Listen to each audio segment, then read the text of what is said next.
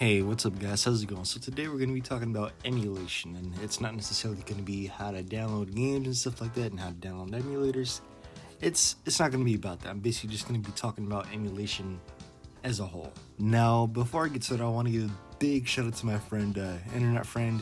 He actually helped me out in discovering emulation, so shout out to him. So emulation. Now, I've been debating this in my head for the past few days. A lot of people say it's better than the real consoles, and a lot of people say it's worse. I feel sort of in between on it. Like me personally, I'm all about that vibe, that the whole retro aesthetic, and you don't really get that when it comes to emulation. But I do feel like in certain places, emulation is appropriate. Like right now, I'm running a PSP emulator, and I bet you're asking, why are you running a PSP emulator when you have two PSPs?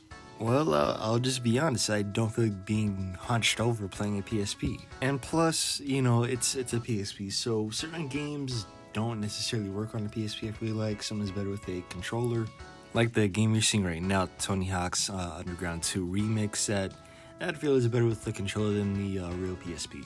And I'll admit, there's a lot of positives when it comes to emulation. I mean, how you can up the frame rate, you can up the graphics, you can download homebrew, stuff like that. And a big one, at least for me, is rare games. So at the moment, I'm trying to get this PS1 emulator up and running because I want to play this game called Klonoa. And I mean, sure, I'm not getting the real experience with the game, but I feel like emulation is good for this because in order to get the real copy, you would have to take out a loan to get this game. This game costs around $500 to $600. Of course, the Japanese version is cheaper, although imports are a whole nother video.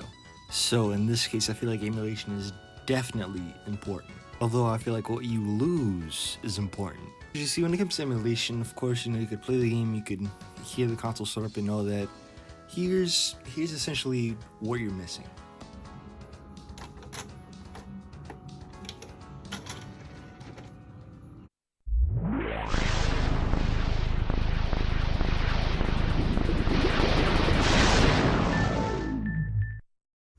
That's right, being able to physically hold your collection, see what games you have. I mean, just having a physical collection is great. Being able to physically pick out a game, feel your collection, and I feel like one thing that emulators is lacking is manuals.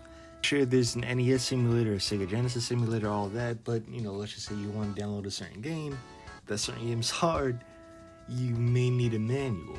And I'm not saying you have to buy a physical game to get the manual. Of course, you could always, download it. But I feel like that's just one small point to add. Of course, let's just say your original Xbox games or GameCube games have disc rot. Boom, that's where emulation fits in. I mean, again, let's just say a GameCube game has disc rot, and it's a first-party GameCube game, and it's a expensive GameCube game. You're obviously not buying another one, so emulation comes in fairly well at that point. Now then, the elephant in the room, I guess. Is emulation stealing games?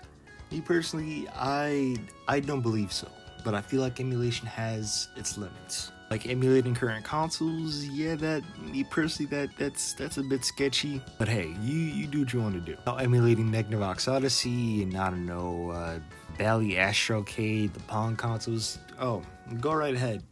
Because, I mean, as much as these companies want to release mini consoles like the PlayStation 1 Mini, the SNES Mini, the NES Mini, people want to play games that they grew up with. Because, I mean, let's just say Nintendo decides to drop the GameCube Mini. I mean, sure, there's a lot of games on there that I'm gonna love. Of course, the first-party games like Mario Sunshine, Kirby Air Ride, but, they're not gonna have the specific games that I grew up with, like the Incredibles. Or, yeah, I mean, the Incredibles, Jimmy Neutron, Attack of the Twonkies, 007 Nightfire, great game. A lot of these games that I loved. And also Big Air Free, so that was another great one. And I guess one more stupid point that I like to make. I mean, it's stupid, but, it has its purpose. Now, I guess the charm in owning older games. I mean, don't get me wrong, this has its bad sides, but, I mean, just look at this busted up copy of Excite Bike. And again, at this point, an emulator should work out just fine. But I mean, physical collections have its downsides as well. I mean, just look at it. It's bad, but the game still works, so it's okay with me at the end of the day. Some people may not like that. Or there's this. Now this is a bit weird, but again, this goes back to the manual thing. You know, I mean, why look up the cheat codes when there's some already in the manual? I mean, check this out. This cheat code's already written down for me. I don't even have to look them up at all. And I mean, sure, you know, the manual's in somewhat bad condition, but you know, so I mean, hey, it comes in a Blockbuster case. So where are you gonna find that? Can't get that in emulation. And there's one more incredibly stupid point I'd like to make when it comes to this video. I'm just gonna warn you now, it is incredibly crude, but my point still stands. However, if you're below 18, please click off the video now. This is incredibly inappropriate. My apologies for the camera work, I'm only doing this with one hand, but this is incredibly scummy. But again, you cannot get this in emulation no matter how inappropriate it is. You can't get that in emulation. I'm sorry I listened to the video. It is incredibly inappropriate, but my point, you know, still stands. My apologies. Yeah, my apologies for that. I mean, again, incredibly inappropriate, incredibly scummy, but you just don't get that in emulators. And yeah, again, my apologies. But at the end of the day, I feel like emulators have its place when it comes to rare games, busted games, disc rot. Emulators have its place. Like I said, I downloaded a PSP emulator because I didn't feel like being hunched over playing the real PSP. Or again, another thing about emulators, you know, you could up the frame rate, you could up the graphics, especially when it comes to older consoles like the PS1 and the N64. And plus, at the end of the day, it's your choice. You could play the real consoles or you could play the emulators. Your choice. You do what you want to do. But if you enjoyed this video, like, subscribe, do whatever you want to do, no rush. Now tell me down below, do you like emulators, do you hate emulators, do you feel in between about it? I don't know. Tell me down in the comments and I'll see you guys later. Peace.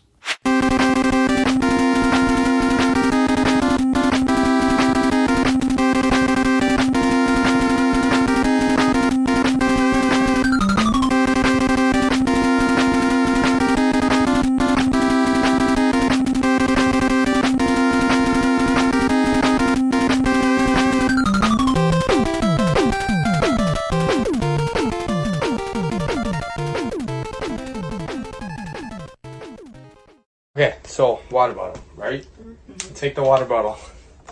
You break a guy's heart, right?